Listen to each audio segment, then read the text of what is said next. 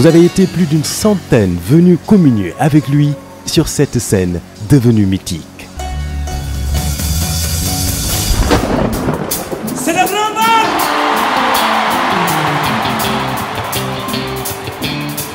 De tous les coins et recoins du monde, le sourire, la bonne humeur, les préparatifs commencèrent. Les tailleurs se mirent à coudre les plus beaux bobos. L'or des bijoutiers reprirent à couler pour le bonheur des belles dames africaines. Vos cris de bonheur et d'exaltation feront monter les décibels. Les solos de guitares électriques se feront plus lancinants, les danseurs tourbillonnant au rythme infernal des tambours africains, tandis que la voix atteindra des octaves jamais égalées. Grâce à vous, l'ambiance sera encore extraordinaire. La fête sera grandiose. Bougez, tirez, chantez, dansez.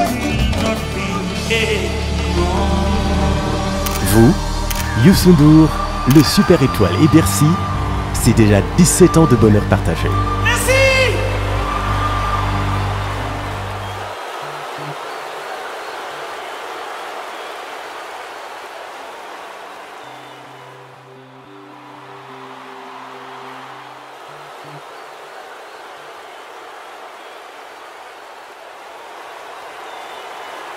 Ça, c'est Youssou N'Dour!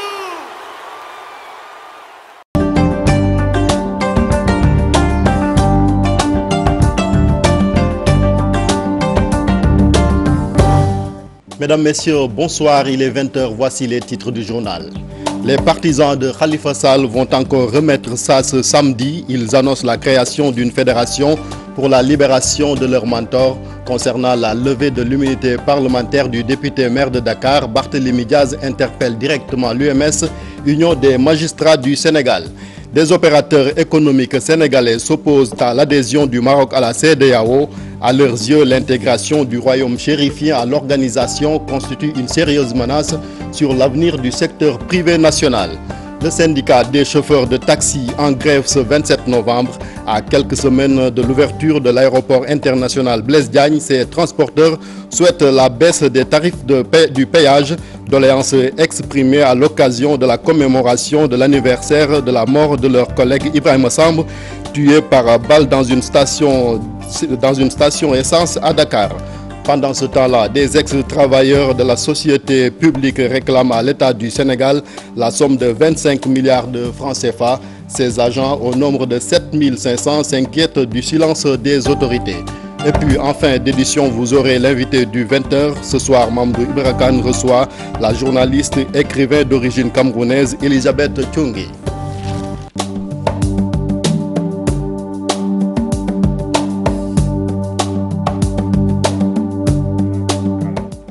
Bienvenue, mesdames, messieurs. Je vous le disais en titre, les souteneurs de Khalifa Sall dénoncent le mutisme de l'Union des magistrats du Sénégal. Barthélémy Diaz interpelle justement l'UMS. Selon lui, la justice est en train d'être foulée aux pieds avec l'affaire Khalifa Sall. Nous l'écoutons au micro d'Adi Atala et Ababakar Kamara. C'est le moment de lancer un appel à l'Union des magistrats du Sénégal.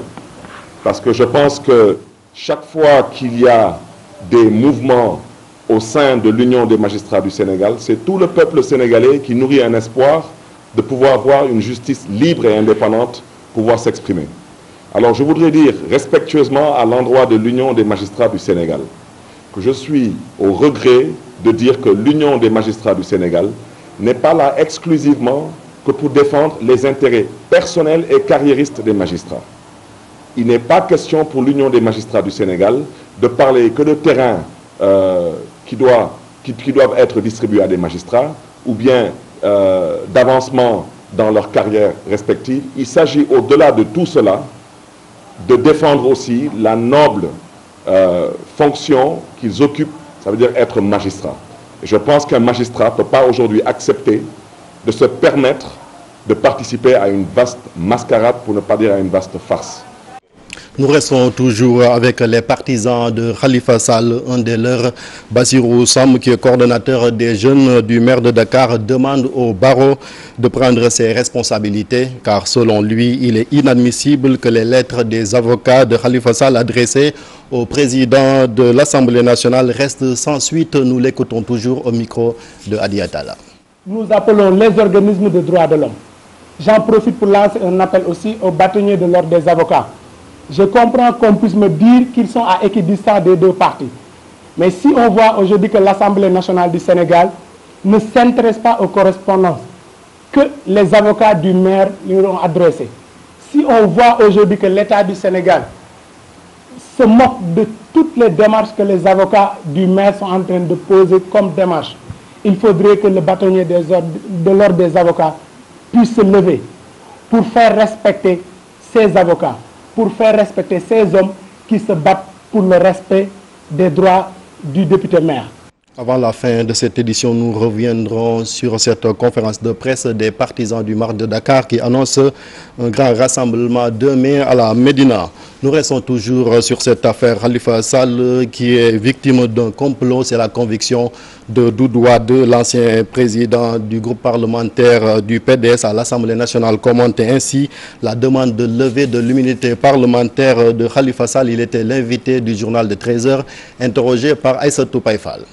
Ils sont aujourd'hui sur un complot qui a été rendu visible par les faits.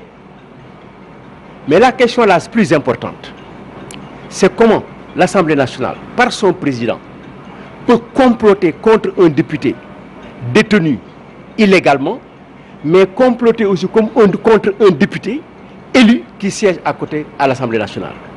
La lettre du député Sall date du 13 octobre 2017. L'antériorité du dépôt de cette lettre qui a été reçue par le secrétariat particulier du président de l'Assemblée nationale devait être étudiée avant la lettre qui est venue 15 jours ou 10 jours après. Cela veut dire que nous sommes en train de finaliser encore un complot ourdi par le régime et exécuté par l'éternel exécuteur des complots, Moustapha Niasse. Rien que pour ça. Et pour empêcher Khalifa Sall de se présenter, pour empêcher tous les candidats potentiels, pour que Macky Sall soit élu au premier tour en 2019, il est possible pour eux même de diminuer la population. Par quel moyen, je ne sais pas. Il s'est avéré aujourd'hui que le procureur de la République, le garde des Sceaux, a tout faux quand il disait que Khalifa Sall ne pouvait bénéficier d'une immunité parlementaire. Ça a été la réponse de Sidiki Kaba sur les antennes de toutes les radios et télévisions du Sénégal et du monde. Si aujourd'hui maintenant, la même chancellerie dit qu'elle souhaite que l'Assemblée lève l'immunité de parlementaire de Khalifa Sall qui était inexistante, cela veut dire que le régime, Macky Sall, le président de l'Assemblée nationale, le ministre de la Justice savent qu'ils sont aujourd'hui sur un complot qui a été rendu visible.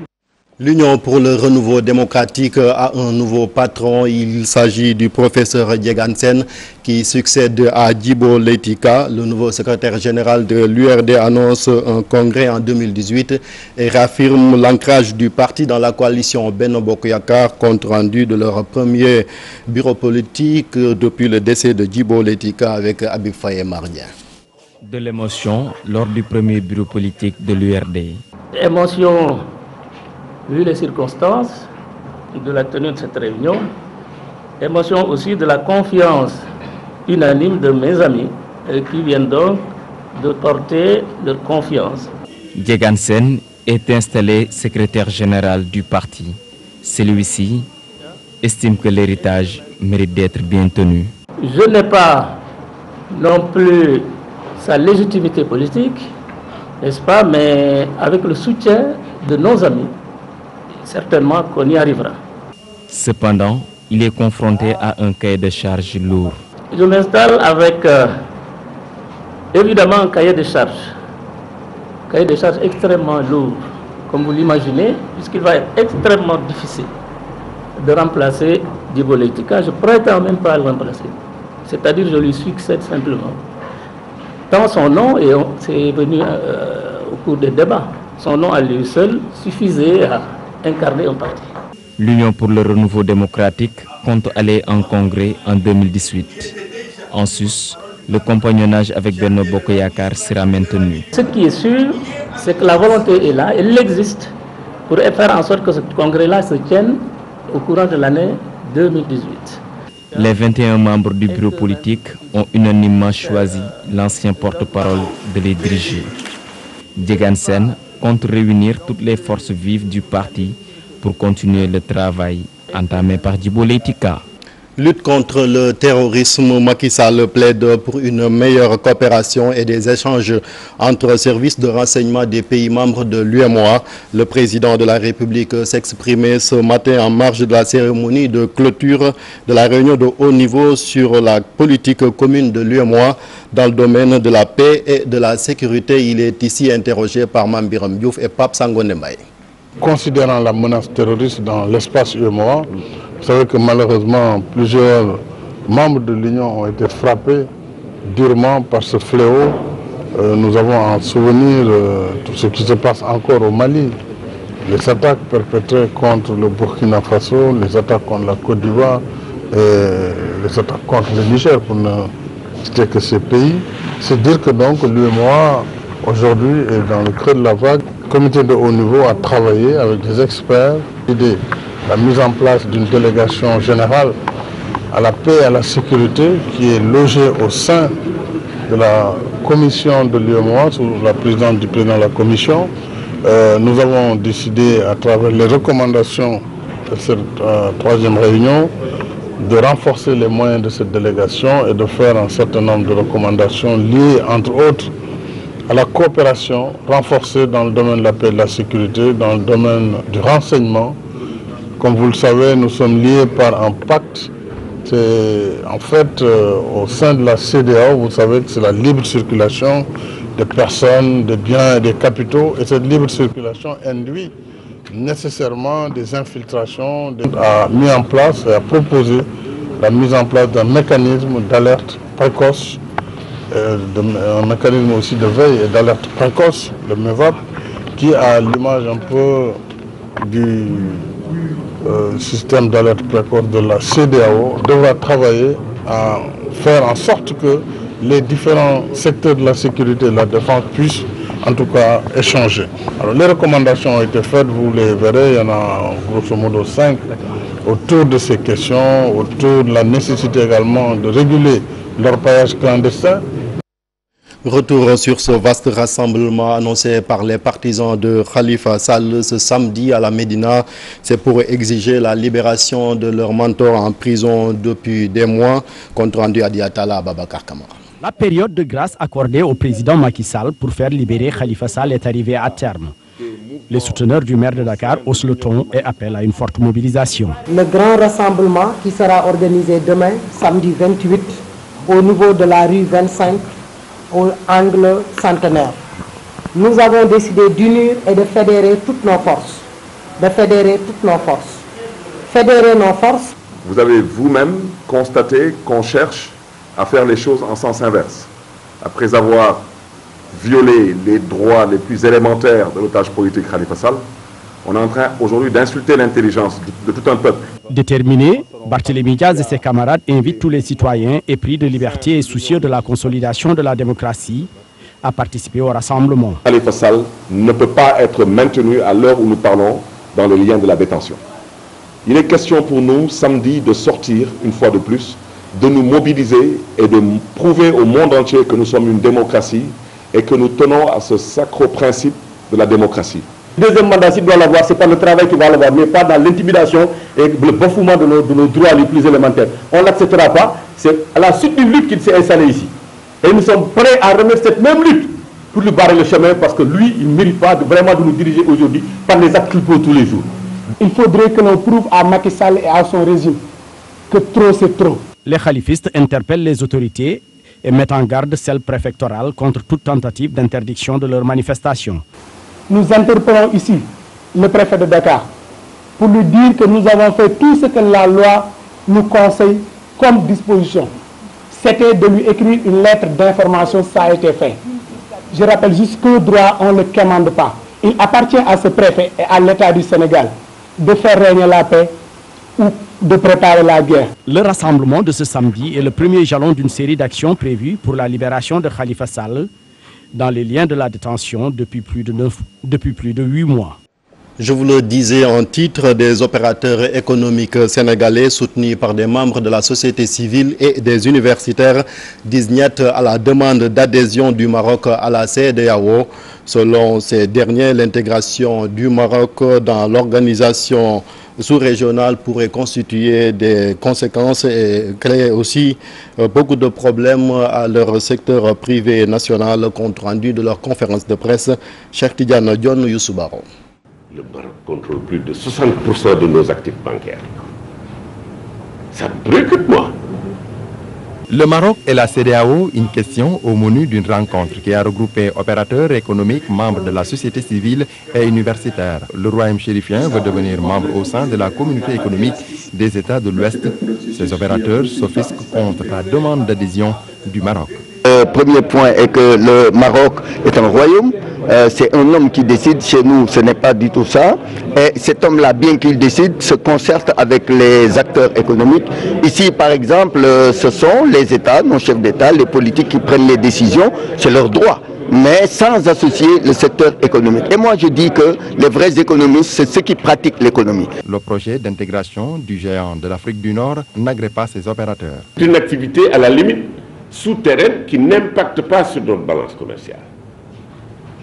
Nous avons écrit, nous avons entretenu des correspondances avec le ministère du Commerce, avec le ministère de l'Agriculture, pour encore une fois alerter, mais aucun accueil a été réservé à cette démarche-là qui continue. Donc ça veut dire que l'ensemble du secteur agricole va être impacté peut-être à l'exclusion. Je ne sais pas d'ailleurs si l'arachide va être exclu. Le Maroc, situé dans la partie nord du continent africain, ne doit aucunement intégrer la CEDEAO. Le Maroc ne fait pas partie de l'espace géographique ouest africain. Il y a la déferlante européenne qui veut passer par le Maroc pour nous atteindre. Il y a la déferlante chinoise qui veut passer par le Maroc pour nous atteindre. À moins de 2 mois du sommet de la commission de la CEDEAO pour l'examen de la recevabilité d'une telle adhésion, les opérateurs affichent toujours un niet catégorique.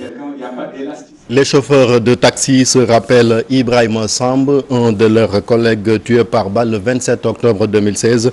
Un an après, il veille toujours sur le dossier judiciaire.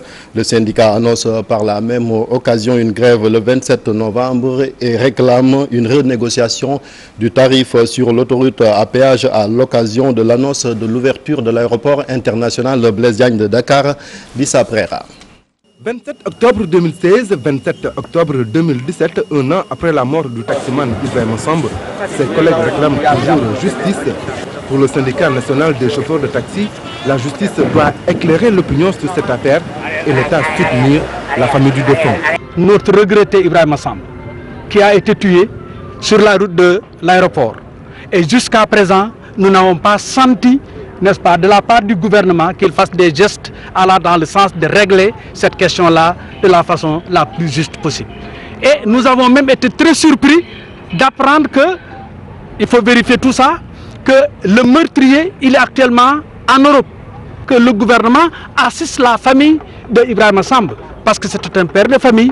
Au-delà, le syndicat exige aussi la renégociation des prix sur l'autoroute à péage et l'arrêt de la discrimination et la politisation dans l'octroi des taxis qui devront desservir le nouvel aéroport de Diass. La cherté du passage au niveau de l'autoroute à péage, tout le monde l'a décrié. Les transporteurs comme les particuliers, cela est un problème d'ordre national. C'est pourquoi nous avons dit, et vous avez entendu tout à l'heure le camarade Moudou Ndiaye s'exprimer largement autour de cette question-là, qu'il faut nécessairement qu'on arrive, n'est-ce pas, à diminuer le prix des passages au niveau de l'autoroute à péage. Quand j'ai appris que ces taxis-là sont donnés suivant la coloration politique du chauffeur qui vient solliciter, j'ai dit c'est inadmissible, les taxis jaunes noirs, les nouveaux taxis. Par conséquent, ce n'est pas normal qu'on puisse faire une discrimination entre citoyens sénégalais qui payent les mêmes impôts, c'est inadmissible. Le syndicat national des chauffeurs de taxi a déjà déposé une plateforme revendicative articulée sur 15 points, ouvert au dialogue jusqu'au 26 novembre prochain. Après cette date, les taximans projettent d'aller en grève illimitée. Eux, ils sont 7500 ex-travailleurs de sociétés publiques aujourd'hui en faillite. Ils réclament à l'État du Sénégal des arriérés estimés à 25 milliards de francs CFA. Ces ex-travailleurs prennent le gouvernement pour responsable de toutes leurs difficultés. Compte rendu de leur conférence de presse avec Fatou Bintou Konté et Mohamed Dien. Ils sont 7500 personnes, des pères et des mères de famille regroupés dans un collectif des ex-travailleurs de 18 entreprises qui courent toujours derrière 25 milliards pour le secteur public et parapublic et de 8 à 9 milliards pour le privé. Après leur rencontre avec le Premier ministre Mahammed Boun Abdallah Dionne le 10 mars dernier, aucune action n'a été faite pour qu'ils soient payés. Tout bloque. Loin de se poser la question, où est-ce que ça bloque? Au niveau du Premier ministre, on ne sait pas. Au niveau du ministre des Finances, on ne sait pas. Au niveau du ministre du Budget, on ne sait pas. Nous n'avons à ce jour aucune réponse précise à de telles questions. Dans le désarroi, inquiets, ces ex-travailleurs ont fait face à la presse ce vendredi pour se faire entendre et lutter contre l'oubli. Ne peut s'exprimer son inquiétude, son désarroi devant une telle attitude de la part du gouvernement.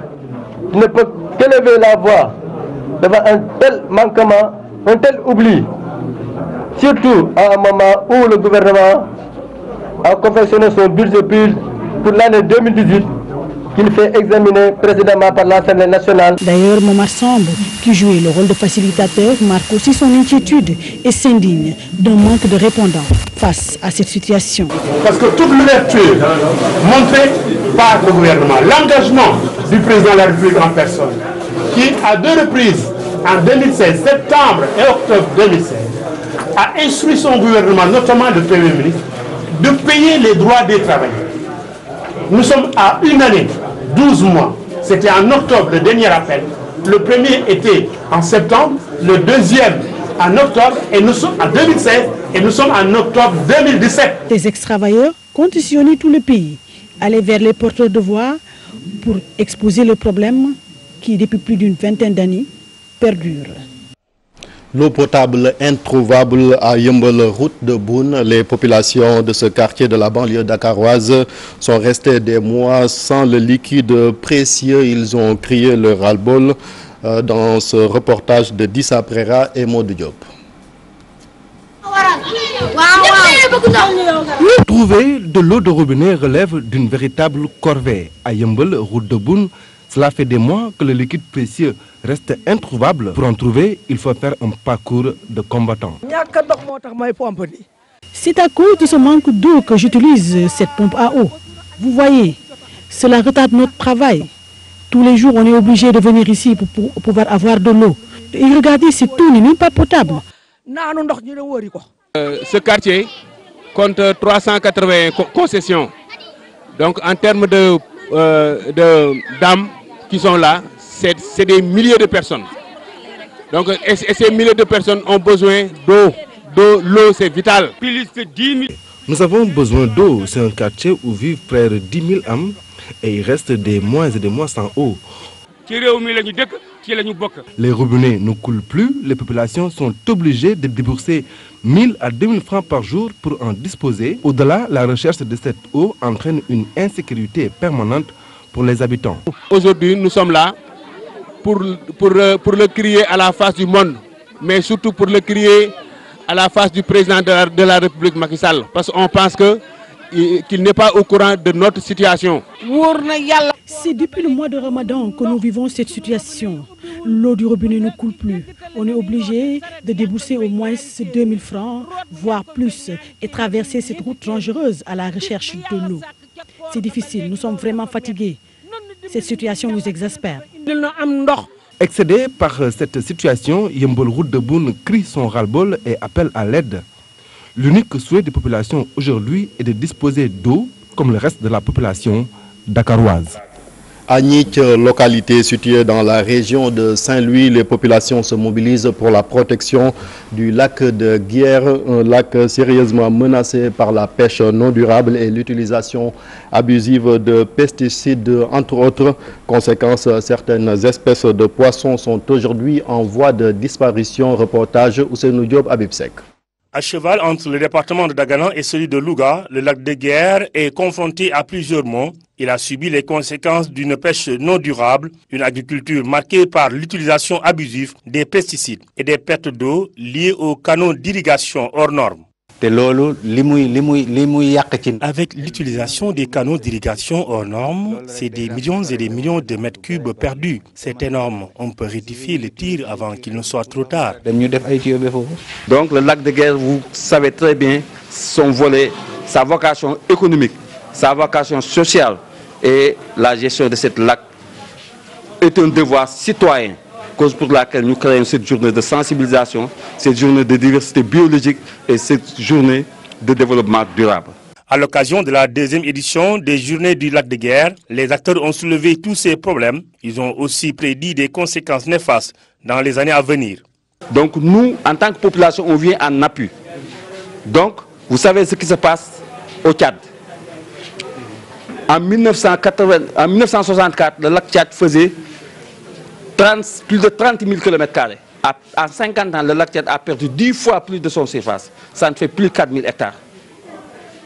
C'est ça la motivation de l'État pour qu'il mette en place l'office du lac de Guiers, qui devient aujourd'hui l'office des lacs et cours d'eau. Conscient de ces phénomènes qui risquent de perturber dans l'avenir le bon fonctionnement du lac de Guiers, l'entente pour la gestion des écosystèmes et le développement a mis en place le projet de sauvegarde du lac contre les polluants. Sensibilisation pour l'âge. Notre objectif est d'appeler les producteurs à un changement de comportement. Nous voulons qu'ils utilisent des intrants avec des pesticides qui ne polluent pas l'eau du lac de Guiers. Le lac de Guiers doit être protégé davantage pour réduire les risques de pollution. Lors de cette journée, l'entente pour la gestion des écosystèmes et le développement a proposé d'organiser chaque mois des journées de sensibilisation pour appeler les populations à préserver ce patrimoine. Direction Kolda. Là-bas, le nombre d'enfants non scolarisés et celui des enfants non déclarés à l'état civil ne cesse d'augmenter. Conséquence, de nombreux enfants sont aujourd'hui victimes d'accidents domestiques. Des acteurs de l'éducation ont organisé une caravane pour sensibiliser les populations sur l'intérêt de l'état civil et l'importance que revêt l'inscription des enfants à l'école, compte rendu Abdoulaye Diallo. Ils sont nombreux, les enfants coldois victimes d'accidents domestiques pour faute d'être bien encadrés.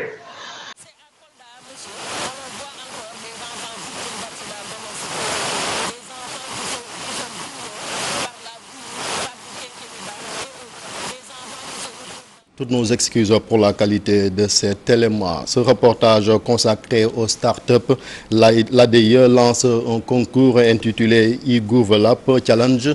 L'agence de l'informatique de l'État voudrait ainsi moderniser l'administration à travers ce concept. Étudiants, autres indépendants et startups sont appelés à relever ce défi. Fatidien Younous Diata.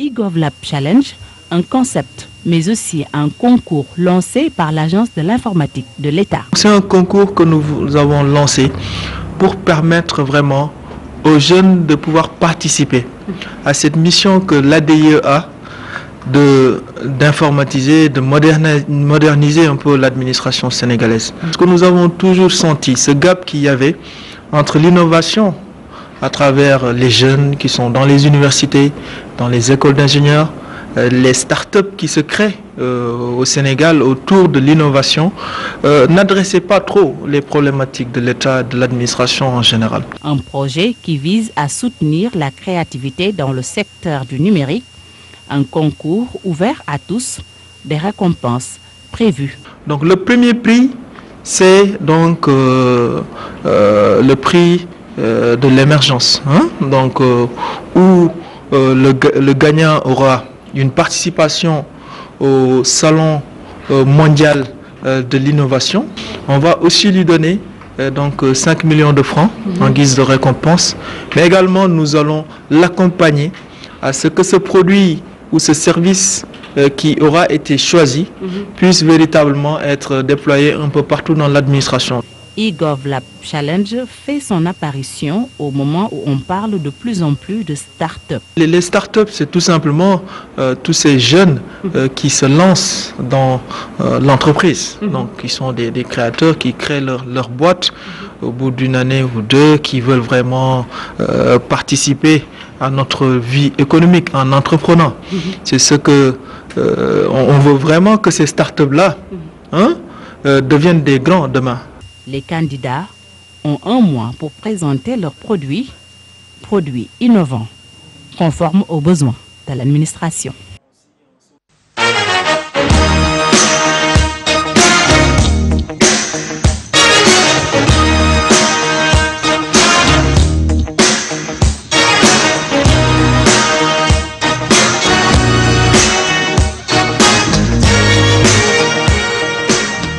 Les acteurs de la lutte sénégalaise volent au secours de Luc Nicolaï. Le promoteur de lutte a été condamné cette semaine par la Cour d'appel de Saint-Louis à une peine d'emprisonnement de 4 ans.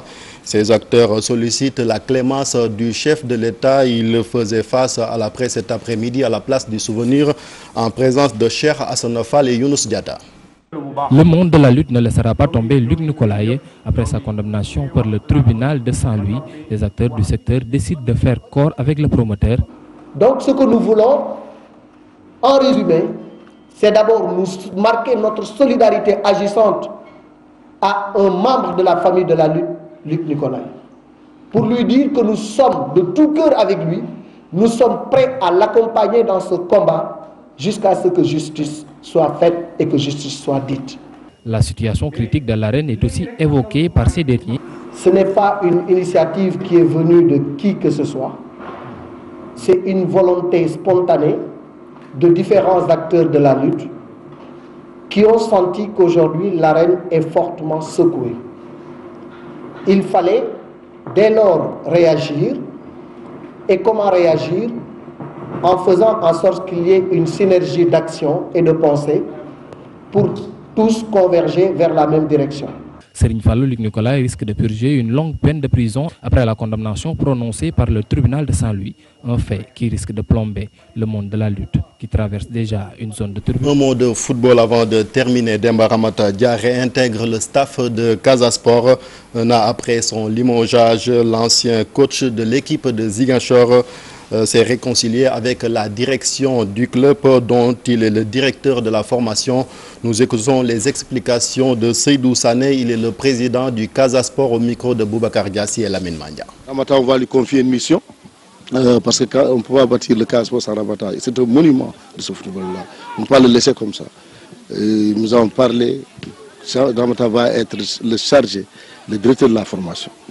Parce que j'avais dit autonomie technique. On ne peut pas parler d'autonomie technique sans un bon formateur. Et il n'y a pas plus expérimenté que Ramata pour gérer cet élément-là. Demain, quand le centre va finir, il va poursuivre cette formation au niveau du centre. Mais sinon, déjà, je peux vous dire que par anticipation, il a commencé à m'envoyer des études dans ce sens et tout ça. Donc nous y sommes déjà et c'est ça qui explique sa venue. J'ai été à Dakar pour l'AG des supporters. Vous avez vu, ça a pris du temps, c'était compliqué, mais nous avons stabilisé. Et la même chose ici. Et nous allons aussi commencer, à partir de la semaine prochaine, nous allons commencer une tournée au niveau national. Il y a une équipe que nous allons envoyer à Kolla, à Tamba, à Saint-Louis, à Louga, à Diourbel et à Kaolack pour remobiliser davantage tous les supporters. C'est la fin de cette édition. Merci de l'avoir suivi. Place maintenant à Mamoudou Ibrakan pour l'invité du 20h. Bonsoir Mamoudou.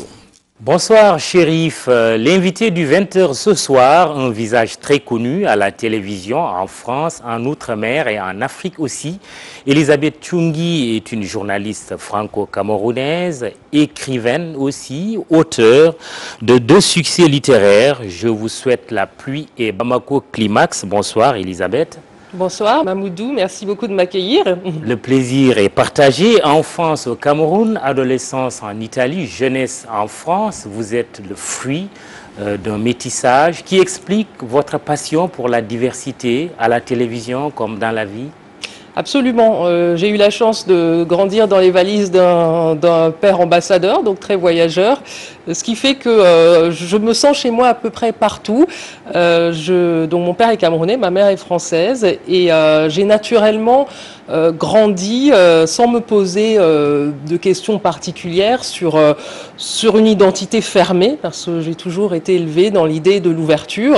Et lorsque je suis arrivée en France faire mes études et que j'ai commencé ma carrière professionnelle, je me suis heurtée à des portes qui se fermaient, notamment liées à ma couleur de peau. Et c'est à ce moment-là, finalement, que j'ai compris que la diversité qui, pour moi, était une évidence, ne l'était pas pour tous. Oui, à la télévision, cette diversité, comment elle se projette?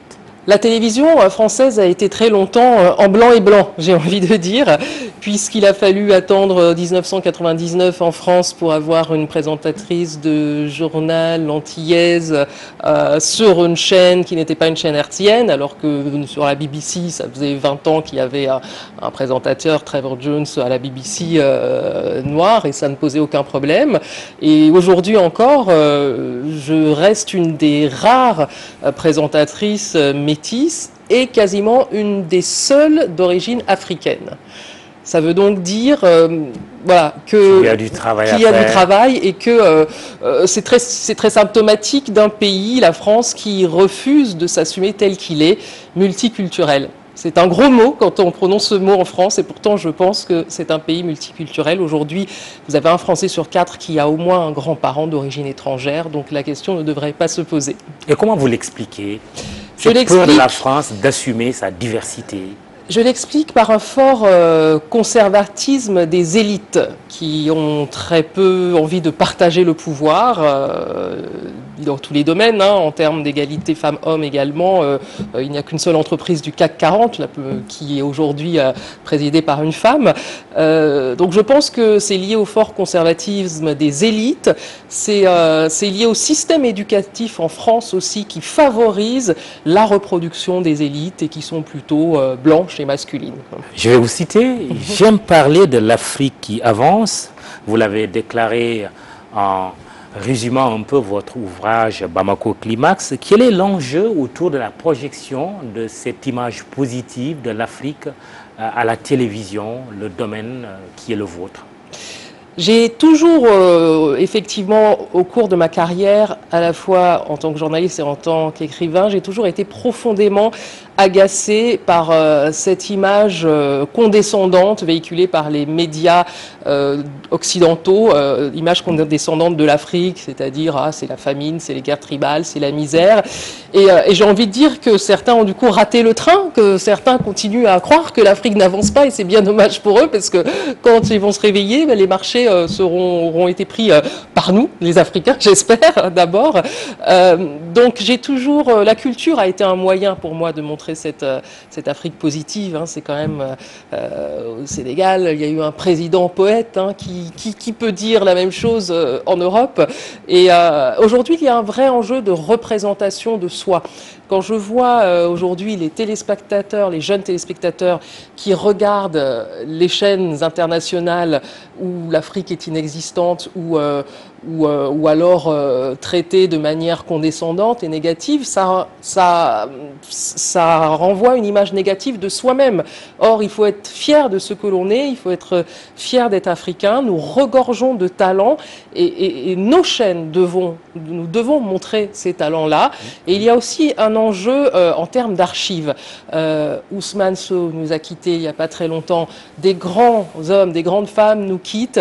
Et si aujourd'hui on veut se souvenir de leurs paroles et voir des images d'eux à l'antenne, il faut aller acheter ces images très chères à l'Institut national audiovisuel français.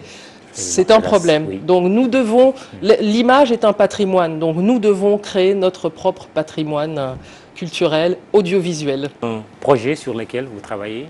Je travaille actuellement sur un projet de ce type.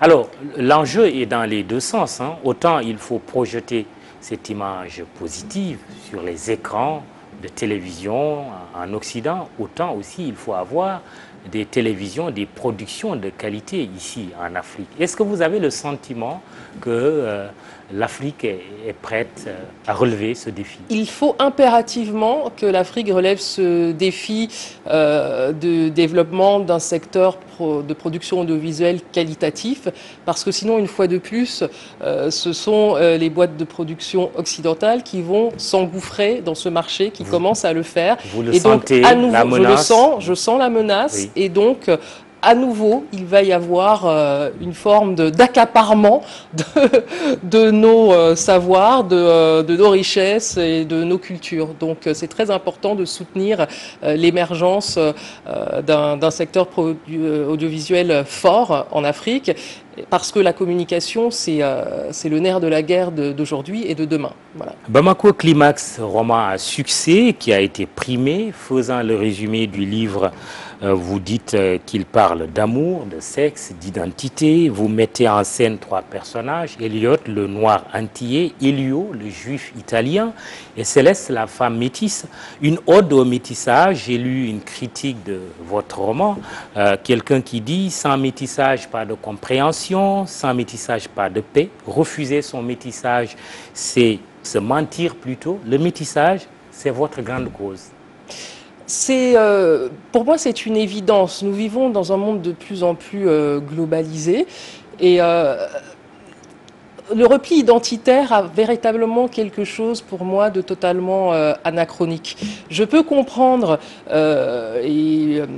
ça a d'ailleurs été un thème littéraire fort, l'irruption de cultures nouvelles peut heurter, peut questionner, mais l'histoire montre que chaque culture s'est construite et enrichie en arrivant à assimiler ce que les autres cultures ont de mieux. Donc moi, je dirais plutôt que je suis pour la cause du dialogue des civilisations et non pas celle du choc des civilisations. Et quel est le lien avec Bamako Climax? Le lien avec Bamako Climax, c'est que effectivement, ces 2 hommes sont amoureux de cette femme métisse. Ces 2 hommes ont en commun de ne pas assumer leur identité. Et donc, ils ont du mal à aller vers l'altérité. Le noir refuse sa négritude, le juif a un problème avec sa judaïté. Et finalement, cette femme qui n'a aucun problème avec son identité leur fait presque peur dans sa plénitude. Et puis en toile de fond, donc il y a ce triangle amoureux, mais surtout en toile de fond, il y a tout un thriller, puisque cette femme est journaliste et enquête sur une organisation terroriste panafricaine. Donc il y a aussi une réflexion sur les replis identitaires et sur une réflexion sur ce que nous traversons aujourd'hui. Oui, un peu prémonitoire. Vous avez vu venir, Elisabeth? C'est vrai que je dois dire, à mon grand femme, désespoir... Cette femme, c'est vous aussi? Elle a un peu de moi, mais elle est beaucoup plus intrépide, on va dire. Mais effectivement, hélas, c'est un roman prémonitoire, parce que j'ai commencé à écrire ce roman quand j'ai beaucoup voyagé en Afrique de l'Ouest au lendemain des attentats du 11 septembre à New York. Et j'ai vraiment senti monter une haine de l'autre, alimentée aussi par du ressentiment post-colonial, quelque chose que j'intuitais, que je ne pouvais pas traduire dans mon métier de journaliste, puisque le journaliste se base sur les faits. Et donc j'ai imaginé cette intrigue autour d'une organisation terroriste panafricaine qui sème la terreur, des attentats, des prises d'otages, etc. dans différents pays d'Afrique. Oui, au Mali, le livre est sorti au Nigeria, au Niger, le Burkina Faso, la Côte d'Ivoire. L'Afrique est frappée par le terrorisme aussi. Et effectivement, le livre est sorti en 2010. Ouais. Et 3 jours après, il y a eu la prise d'otage chez Areva au Niger, et puis ensuite tous les attentats que nous connaissons depuis, malheureusement. Donc oui, je crois que c'était un roman, hélas, prémonitoire. Et Ghislaine Dupont, Claude Verlon, nos confrères des RFI, qui ont été tués justement au Mali. Absolument, j'ai une pensée pour eux il y et a pour leur quelques famille. années. Alors, je vous souhaite la pluie. C'est le 2e roman. Le personnage Ngazan, c'est bien ça? Est né, le premier roman, est né pauvre et fier dans un bidonville africain. Par amour pour un jeune Français, elle accepte de le suivre à Paris, mais mal lui a pris. Effectivement, c'est une jolie histoire encore voilà, de diversité, de métissage. Et je me méfie toujours des clichés. Et dans cette histoire, ce que j'avais envie de montrer, c'était que l'ostracisme a lieu des deux côtés, en Afrique et en Europe. C'est-à-dire que la famille de Ngazan refuse son mariage avec un étranger blanc. Elle arrive en France malgré tout, elle brave l'ire paternelle, et en France, elle va se retrouver rejetée par sa belle famille. Donc, c'était une manière, voilà, moi je me méfie beaucoup on a trop tendance à simplifier, rien n'est manichéen, et voilà. Il y a aussi des phénomènes de racisme et de rejet des étrangers en Afrique, et donc ça m'intéressait de montrer ce parallélisme finalement, encore une fois guidé par la peur de l'autre et la peur de l'inconnu au fond. Il faut être deux pour vivre ensemble. Oui, c'est plus simple. Et puis Elisabeth, on va terminer par ça. Vous êtes à Dakar pour les besoins de ce livre. Un livre d'Hamidou Sall, L'Occident ambigu, après Rhapsodie fluviale, Circonstances du cœur. Il présente ce livre demain à Dakar, sur un hôtel, sur la Corniche, ici à Dakar, demain après-midi à 16 h. Plus précisément, un mot sur Hamidou Sall. Écoutez, je le remercie parce que un grand écrivain, grand homme de culture, qui m'a fait l'honneur de me demander de co-animer avec vous cet événement. Son livre m'a beaucoup, son livre m'a beaucoup touché. Il y aura d'autres surprises, hein, cela dit. Je ne vais pas vendre toute la mèche. Si vous le dites, oui. On peut vous croire. Donc, son invitation m'a beaucoup touché parce que l'Occident ambigu se situe dans le sillage du chef-d'œuvre de son oncle, cher Hamidou Khan, et qui est un livre qui fait partie de ces livres initiatiques que j'ai lus étudiante et qui m'ont porté. Cette question de métissage, elle y est déjà profondément ancrée dans l'aventure ambiguë.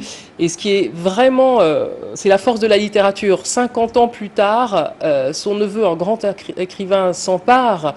C'est une forme d'héritage littéraire et le sublime, parce que moi je dois dire qu'il a du courage, Hamidou Sall, parce qu'il s'est confronté à un monstre et il a réussi à se mettre à la hauteur. Franchement, je vous recommande le livre. Et surtout, ce qui me touche beaucoup, c'est que Hamidou Sall explore aussi cette question qui me tient profondément à cœur, c'est-à-dire qu'au fond, aujourd'hui, nous avons des identités libres et multiples. Ce qui me touche également dans le livre d'Hamidou Sall, c'est l'affiliation avec son oncle, bien sûr, mais avec des écrivains qui m'ont porté, avec Aimé Césaire, avec Léopold Sédar Senghor, avec Jacqueline de Romilly, grande helléniste. Et il montre magnifiquement comment les savoirs ancestraux du Sénégal, du Fouta, se marient merveilleusement bien avec les savoirs de la culture grecque. Et c'est ça, c'est le dialogue des cultures. Et moi, je vous dis, ce livre devrait être enseigné dans les écoles, ici au Sénégal, et pas seulement. Très bien. Et puis surtout, dernier mot, oui. Quand je dis l'Afrique qui avance, c'est aussi un livre qui montre comment les penseurs africains et l'Afrique peuvent venir au secours d'un Occident un peu malade ces derniers temps.